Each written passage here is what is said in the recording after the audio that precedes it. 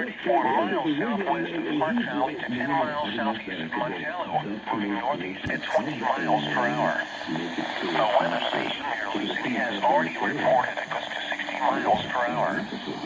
Hazard, 60 miles per hour wind gusts.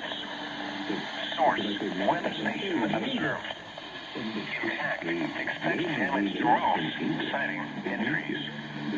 Locations impacted include Utah Testing Training Range North and Lucid. This includes Utah Route 30 between mile marker 0 and 36.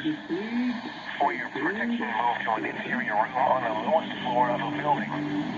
Repeating, a severe thunderstorm warning has been issued until 5 p.m. Mountain Daylight Time for the following counties: Box Elder, Utah.